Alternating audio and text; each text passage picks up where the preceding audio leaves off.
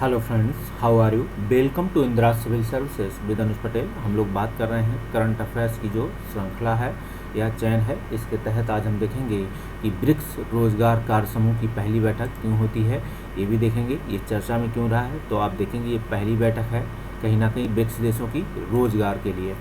दूसरी बात है कि ये श्रृंखला या ये चैन करंट अफेयर्स की है, हम क्यों देख रहे हैं, पढ़ रहे हैं। तो सबसे पहले हम बता दें आपको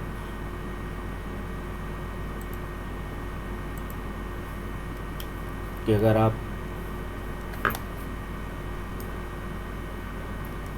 यूपीएससी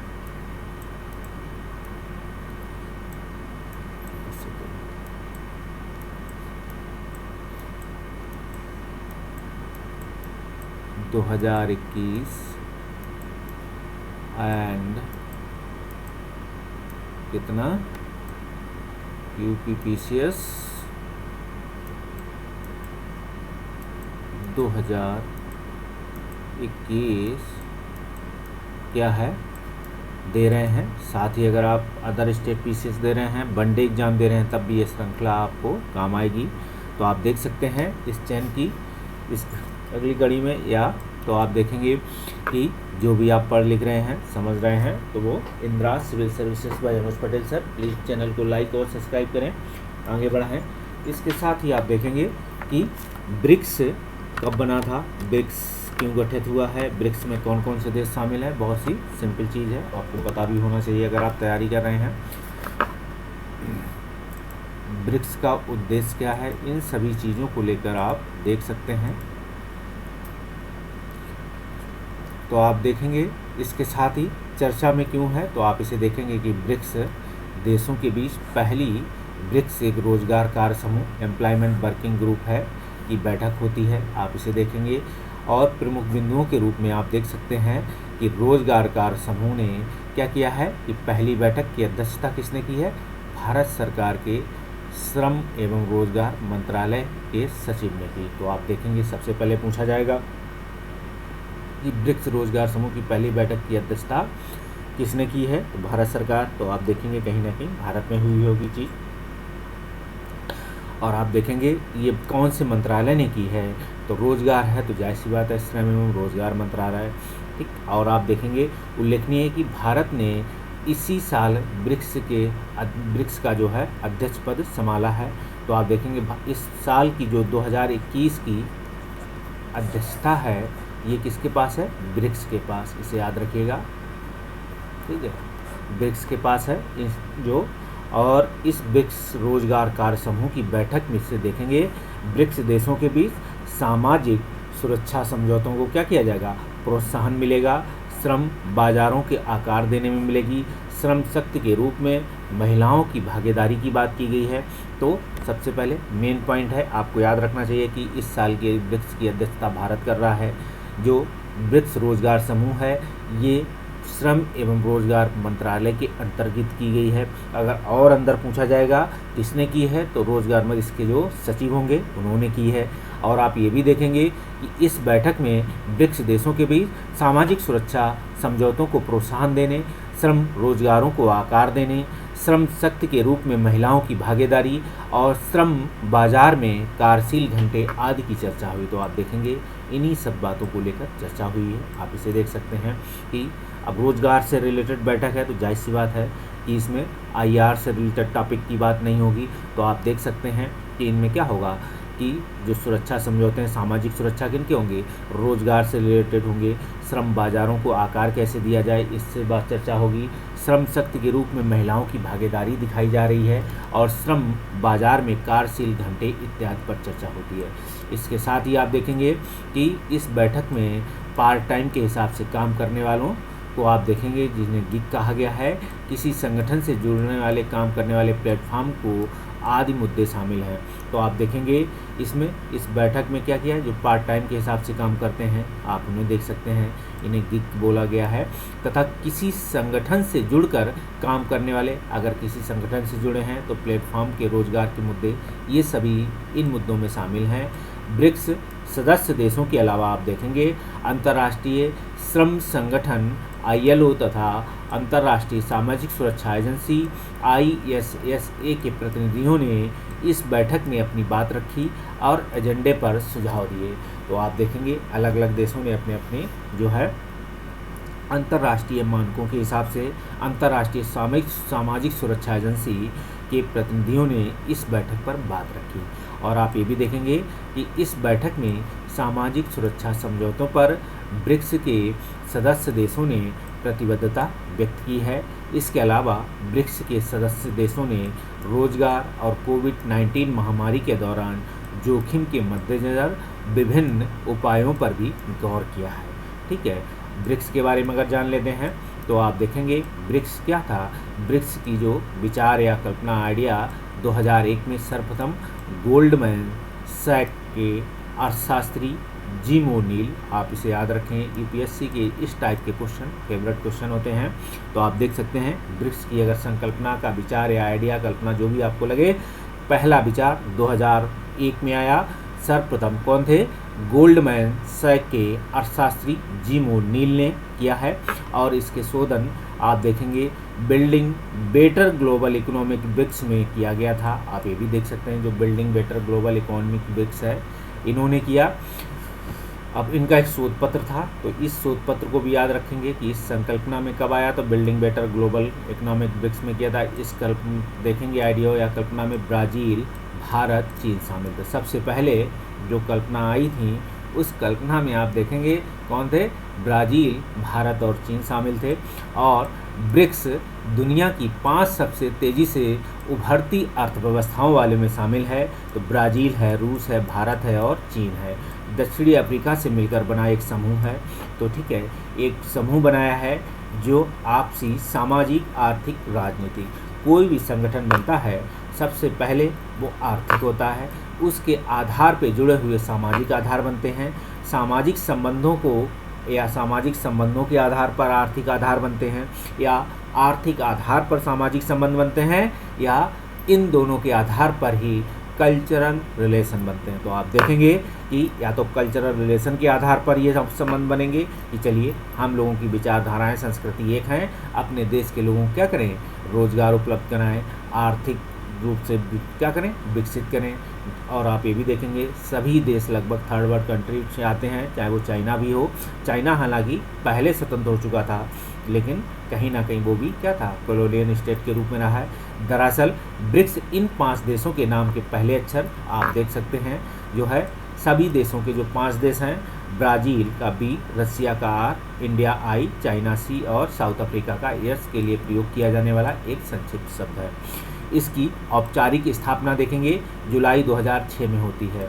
2001 में विचार आया गोल्डमैन सैक के, और इन्होंने अपने एक पत्र में ये चीज़ दिखाई। शोध पत्र था building better global economic BRICS में किया, और इसी ब्रिक्स के आधार पर क्या हुआ? पहली बार ब्राज़ील, भारत, चीन, ठीक है, इन 3 देशों के आधार पर ये संकल्पना सामने आई। ये भी याद रखेंगे जब पहली बार शोध पत्र आया था तो इसमें 3 देश शामिल थे, याद रखना, जो है ब्राज़ील, भारत या इंडिया कह सकते हैं, और चीन। उस समय रसिया का विचार नहीं आया था, याद रखना इस चीज़ को, क्वेश्चन बनेगा तो पूछा जा सकता है। और रूस के सेंट पीटर्सबर्ग में G8 देश, क्योंकि एक सम्मेलन 2006 में होता है, ये भी याद रखें। और इस अवसर पर पहली बार देखोगे तो रूस, भारत, चीन के नेताओं की बैठक के बाद हुई। तो आप देखेंगे 2006 में औपचारिक स्थापना होती है। उस समय आप देखेंगे इसमें क्या होता है? रसिया में एक बैठक होती है, वो भी G8 समिट होती है। और G8 समिट पता होना चाहिए, दुनिया के जो है बड़ डेवलप्ड कंट्री हैं उन देशों की, या दुनिया के सबसे पावरफुल देश कह सकते हैं, तो उन देशों से मिलकर लगभग बना हुआ है G8, आप इसे देख सकते हैं। या डेवलप्ड कंट्री, विकसित कंट्री से मिलकर बना हुआ है। 8 देश वो कौन कौन से हैं? कभी G8 G7 भी हो जाता है, इस चीज़ को भी याद रखें, क्योंकि जैसे जैसे देश घटते बढ़ते हैं वैसे इसके G8 G7 बनते रहते हैं। तो रूस, भारत, चीन के नेताओं की बैठक के बाद इसमें देखा गया कि 2006 में न्यूयॉर्क में जो है UNGA की एक बैठक होती है। बैठक से इतर पर होते हैं कि ये लोग क्या करते हैं, जब भी कोई G8 की मीटिंग हुई तो ये लोग अलग से भी, जैसे भारत चाइना का डायलॉग हो जाएगा, भारत रसिया का डायलॉग हो जाएगा, तो इसे भी क्या होता है, रणनीतिक बैठक हुई। तो इसी ब्रिक्स के लिए सेंट पीटर्सबर्ग में जब G8 की समिट होती है, तो G8 समिट में आप देखेंगे पर्यवेक्षक के रूप में भारत भी गया। पर्यवेक्षक देख सकते हैं, परमानेंट मेंबर नहीं है, लेकिन क्या है, पर्यवेक्षक के रूप में है। तो इन बैठक में भारत और रूस, चीन के नेताओं ने एक बैठक की। और आप ऐसा सोच रहे होंगे कि आखिर G8 की मीटिंग है, यहाँ ब्रिक्स कैसे आ गया। तो ब्रिक्स, जब इन देशों ने अलग से अपनी रणनीतिक संबंधों में, सामाजिक, आर्थिक, राजनीतिक संबंधों पर चर्चा की, तो इस समझ में इन लोग ब्रिक्स की बैठक या ब्रिक्स संघ या ब्रिक्स प्लेटफॉर्म को जो है डेवलप करने के लिए तैयार हुए। तो आप देख सकेंगे 2006 में न्यूयॉर्क में UNGA की एक बैठक में अक्सर ब्रिक्स देशों के विदेश मंत्रियों की एक बैठक होती है। ठीक है, आप इसे देख सकते हैं। इसी में ब्रिक्स की औपचारिक शुरुआत हुई। तो सबसे पहले पूछा जाएगा कि ब्रिक्स देशों की जो शुरुआत होती है वो विदेश मंत्री स्तर की मीटिंग से शुरुआत होती है, या सबसे पहली बार ब्रिक्स की एक सहमति बनती है। तो ब्रिक्स देशों की विदेश मंत्रियों की जो पहली बैठक से ब्रिक की शुरुआत होती है। तो आप इसे देख सकते हैं, ब्रिक था पहले, याद रखना, यह साउथ अफ्रीका सबसे बाद में जुड़ा। ठीक है, विचार आया, उस समय रसिया नहीं था, उस समय कौन थे, ब्राज़ील था, इंडिया था और चाइना था। आपको दिखा दें, आप इसे देख सकते हैं। लेकिन रसिया पीटर्सबर्ग में मीटिंग होने से जब इस सम्मेलन पे औपचारिक स्थापना इसकी होती है, तो रसिया भी इससे जुड़ता है। इसके बाद ये ब्रिक हो गया। अब ब्रिक की पहली मीटिंग न्यूयॉर्क में देखेंगे, तो आप देखेंगे न्यूयॉर्क की UNGA की जो पहली बैठक होती है, उसी के तहत ब्रिक्स के विदेश मंत्री भी इसमें शामिल होते हैं, क्योंकि उस समय ब्राज़ील, रसिया, इंडिया, चाइना इस न्यूयॉर्क की समिट UNGA की बैठक में बैठे शामिल हुए। इन्होंने फिर अपनी अलग से एक बैठक की और यहीं से क्या हुआ, ब्रिक की शुरुआत होती है। तो आप देखेंगे पहले ब्रिक्स सम्मेलन का आयोजन 16 जून 2009 को रूस के एकतेरिनबर्ग में हुआ। आप देखेंगे जो है ये क्वेश्चन आपसे पूछा भी जा चुका है। यहीं से क्या हुआ, एक टाइगर समिट होती है, तो इस टाइगर समिट के रूप में भी पूछा जा चुका है क्वेश्चन। तो आप देखेंगे जो एकतेरिनबर्ग में हुआ। दिसंबर 2010 में दक्षिणी अफ्रीका को ब्रिक्स में शामिल होने का एक निमंत्रण पत्र दिया गया। आप देखेंगे इस दक्षिणी अफ्रीका को ब्रिक में शामिल करने के लिए न्योता दिया जाता है 2010 में। और बस 2011 में चीन के एक सान्या शहर है, आप इसे याद रखें कि इस सिटी में सबसे फेमस चीज़ क्या है, कौन सी इंडस्ट्री है। तो आप इसे देख सकते हैं कि जो आयोजित बैठक होती है ब्रिक की, इस सम्मेलन में दक्षिणी अफ्रीका शामिल हुआ और यहीं से ब्रिक्स देशों के बहुपक्षीय संबंधों की एक शुरुआत होती है। तो बाइलैटरल रिलेशन की शुरुआत अगर देखोगे कहाँ से हुई है ब्रिक्स में, तो आप देख सकते हैं, ये इसे भी देख सकते हैं। इससे पहले भी बाइलैटरल संबंध हैं, क्योंकि एक से अधिक देश शामिल हैं। इसी संबंधों में बाइलैटरल या बहुपक्षीय संबंध क्या होते हैं, इसको भी आप समझ सकते हैं। IR की एक टर्मिनोलॉजी है, ठीक है। जैसे क्या होता है, एक होता है हिस्सेदारी बेचना, एक होता है इन्वेस्टमेंट एक होता है रणनीतिक हिस्सेदारी देना। तो हिस्सेदारी में इसी तरीके से अभी जो क्या था, IDBI बैंक में भारत सरकार ने क्या किया हुआ है, अपनी रणनीतिक हिस्सेदारी जो है प्राइवेट सेक्टर को सौंप दी। तो रणनीतिक हिस्सेदारी, डिसइन्वेस्टमेंट, आप देख सकते हैं अलग अलग टर्मिनोलॉजी होती है, इसे समझें। इसी के आधार पर इन्हें लिखने की कोशिश करें। भारत के लिए ब्रिक्स का महत्व क्या है, तो भारत को अपनी सेवा क्षेत्र के लिए जिस प्रकार के बाजार की आवश्यकता है, ठीक है, उसके लिए ब्रिक्स समूह बेहतर प्लेटफॉर्म है। आप देखेंगे सभी क्या है, विकास की अवस्था में है। ब्रिक्स के लिए जरिए भारत वैश्विक वित्तीय और वाणिज्यिक संबंधों में सुधार हेतु दबाव डाल सकता है। आप इसे देखेंगे कि ब्रिक्स के जरिए क्या हुआ है, जो भारत वैश्विक वित्तीय और वाणिज्यिक संस्थानों में क्या हुआ, सुधार करेगा, के लिए दबाव डालेगा, किससे, वैश्विक प्लेटफॉर्म पे। जैसे ऐसा नहीं है कि ब्रिक्स समिट हुई या ब्रिक्स देश सिर्फ ब्रिक्स देशों पे या एक दूसरे पर दबाव डालेंगे कि हमारा जो है आयात ट्रेड अच्छा करिए या हमारे इस प्रोडक्ट को अपने यहाँ, नहीं। विश्व की जो अन्य वैश्विक संस्थाएं हैं, इन संस्थाओं की जो वैश्विक मीटिंग है या इनके जो रेगुलेशन है, इन पे भी ये अपनी बात दबाव के साथ कह सकती हैं, क्योंकि एक संगठन है और वैश्विक वित्तीय स्थिरता, वित्तीय नियमों को पूरे विश्व में सुगम परिचालन हो सके।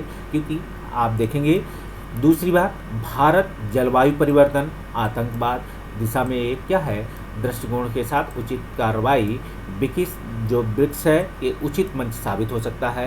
क्योंकि भारत में क्या है, भारत में आप देखोगे मौसमी जलवायु, आप देखेंगे कई सारी ऋतुएं हैं, कई सारे परिवर्तन आते हैं। इसके तहत भारत में क्या है, हो सकता है किसी हिस्से में अच्छी बातें क्लाइमेट के तहत इफेक्ट ना पड़े, लेकिन अधिकतर हिस्से में क्या है, क्लाइमेट इफेक्ट डालेगा, हो सकता है इस चीज़ को।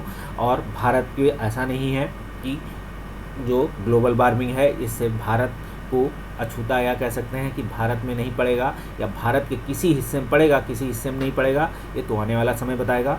और साथ में आप देखेंगे भारत की जो ग्लोबल वार्मिंग है, ऐसी स्थिति वैश्विक प्लेटफॉर्म पे भी आपको दिखाई पड़ेगी।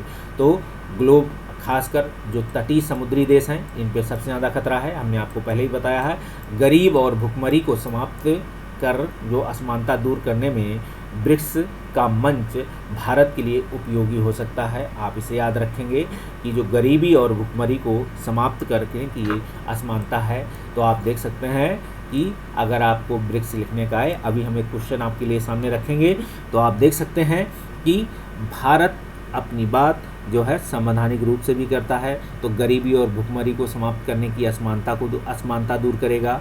ठीक है, ब्रिक्स के मंच के लिए उपयोगी हो सकता है, आप देख सकते हैं इसे।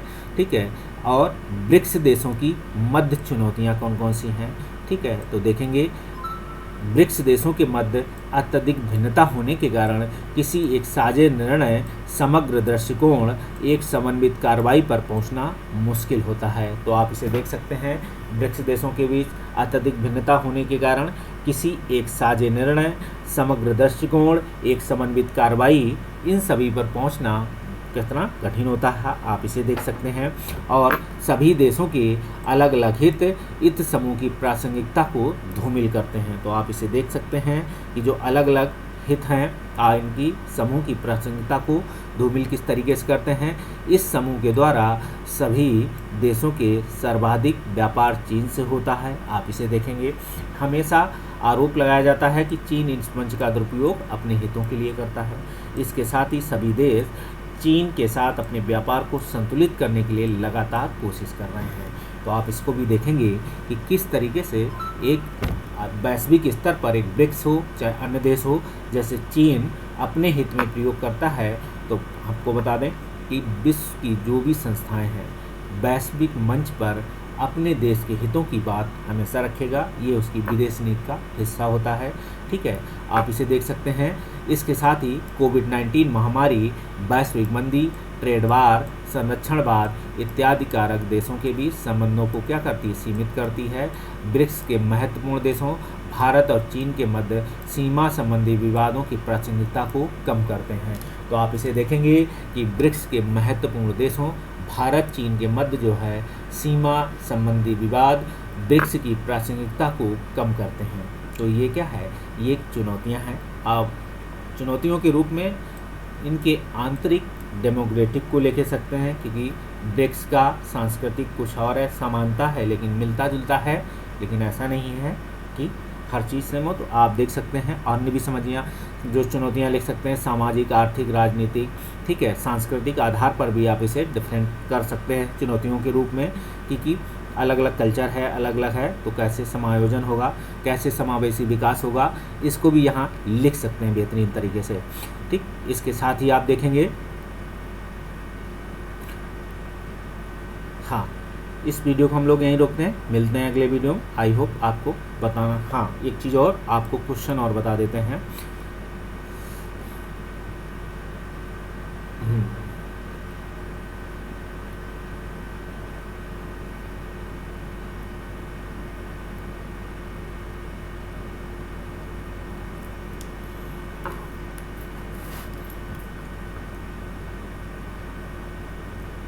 क्या आप इस विचार से सहमत हैं कि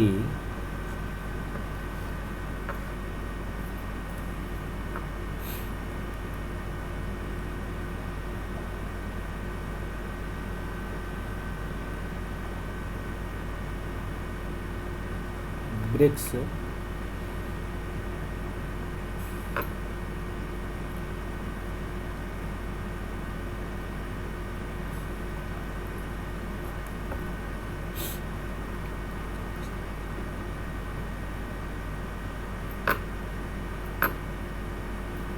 नहीं, इसको ऐसे नहीं लिखा जाए, एक मिनट।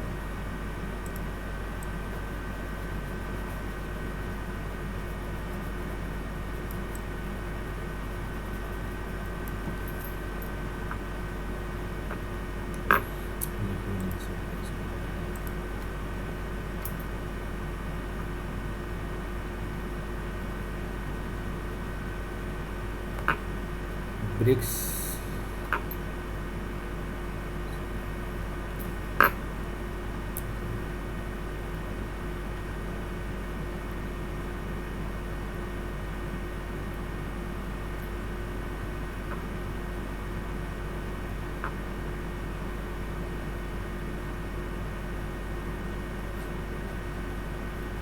ब्रिक्स देशों और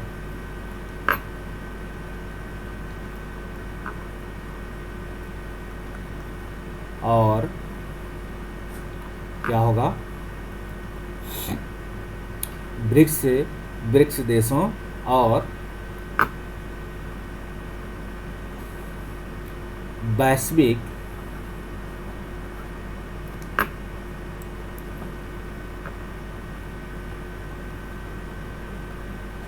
क्या होगा, ब्रिक्स देशों और वैश्विक, ये भी नहीं बन रहा है, रुक जाइए सर, इससे मिटाते हैं, क्या होगा। अगर क्वेश्चन बनेगा कि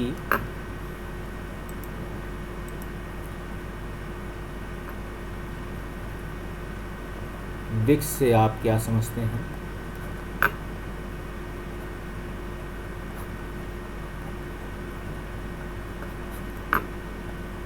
क्या आप इस बात से सहमत हैं कि ब्रिक्स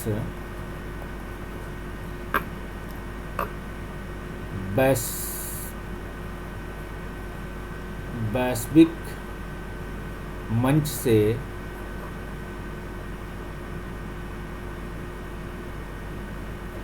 ब्रिक्स देशों के बीच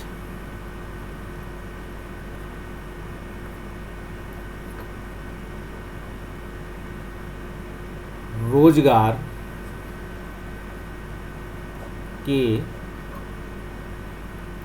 साथ साथ सामाजिक और आर्थिक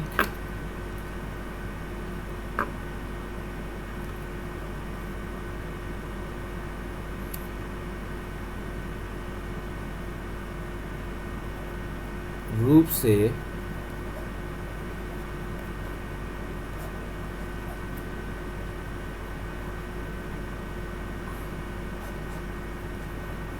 ब्रिक्स देशों के लोगों को रोजगार देने में सक्षम होगा।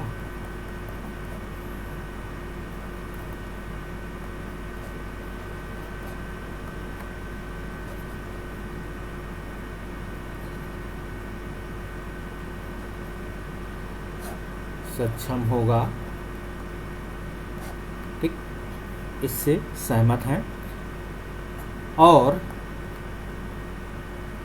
इस मंच से वैश्विक देशों के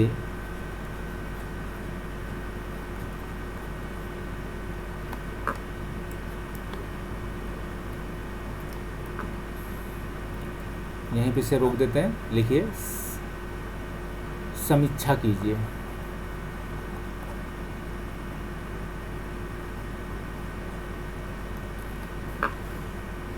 ये क्वेश्चन है,